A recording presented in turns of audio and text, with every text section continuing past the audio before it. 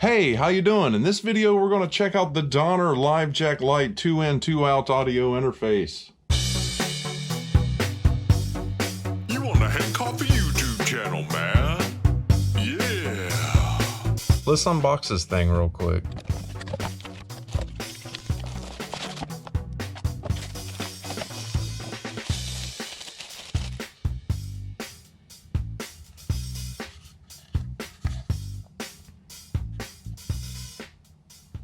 Let's hook this thing up. I am going to put it under here. I'm going to take the left and right output on the back and run them to two studio monitors.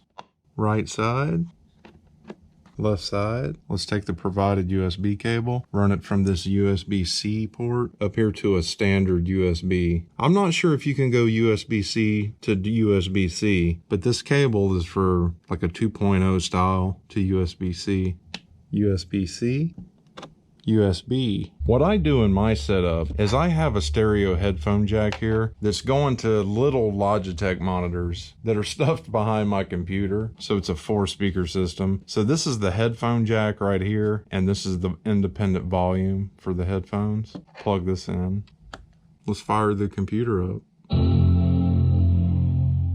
The first thing I would do is go into audio MIDI setup and make sure the interface is listed right here. Donner Livejack USB audio. And as you can see right here, it's on 2-channel 16-bit 44.1. I want to change that to 24-bit 48. Because all of my audio is running at 48 and I don't want any conflicts with sync. Then we're going to go into Logic, Preferences, Audio, and we'll change the output device to Donner Livejack USB, and it put that as the input device also. I'm going to go ahead and do a 64 buffer size just for the least latency. Apply. So we got an 8.9 millisecond round trip with a 44.4 millisecond output latency at the 64 samples buffer size. A lot of people set that up higher, but if your computer can handle it, I don't think you have a problem. Going across the front panel here, here's the dynamic mic preamp that'll take XLR and 1/4 inch. This is the input gain for this channel. This button here selects it between an instrument or a line input. So if you plugged a guitar into this, you'd want it on instrument. This somehow changes the impedance or something to the input. I don't know exactly what it does. This is 48 volt phantom power. So you only want to turn that on if you plugged a condenser mic in here. I don't know what 48 volts would do if you did a dynamic mic or you plugged a guitar in. I don't want to feel 48 volts through the guitar strings. This is a 2-input interface. One input is multi, the other input is 1/4 inch line or instrument. That's instrument, that's line. If you wanted to monitor without going through the computer's latency, you can push this button right here and it will be a direct monitor to what's going on the interface. The signal won't be going through the computer. I think you're monitoring the return loop when it's out. So you're monitoring with the little bit of latency there is. This is the input gain for channel 2. So you have 2 channels here. If you was going to run something left and right to the computer, you would want to run the left side to one and the right side to the other. This is the volume knob for the outputs that are on the back. If I want to turn the sound up on whatever's plugged into the back outputs, this knob here would do it. In this configuration, it sends more signal to my studio monitors. This is the volume for the headphone jack. It's hard to see, but there are symbols that tell you what pushed in and out means on these buttons right here. I'm going to take my guitar cable, plug it into this 1/4 inch instrument input. The instrument line selector button, I'm going to push it into instrument. This will be the input gain, so I can control how much signal is going into the DAW. So if you have something with weak pickups, you can make the signal hotter. This is like just a signal boost. And you want to make sure you're not clipping also. So you use this input gain to adjust how much signal you have going to the channel on the computer. I have the volume down here. There we go.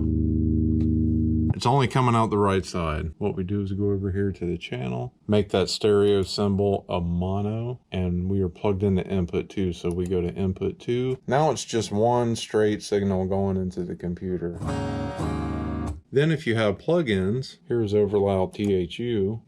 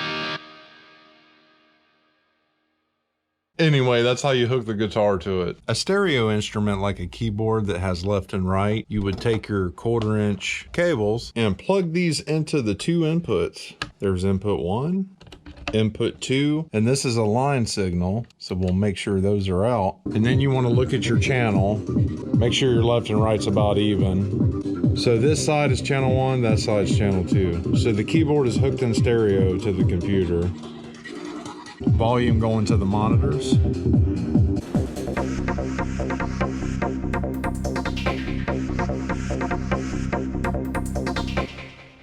And then of course with this audio channel, you want to make sure the track is on stereo with that stereo symbol and it says input 1 and 2. That's how you connect your stereo instrument to this interface. I think this interface is fantastic, guys, and it's powered off of the USB bus, so you don't have to do any power adapters or anything. It gets its power through the USB cable. And if you have a laptop, this would be a real portable solution to bringing your studio with you.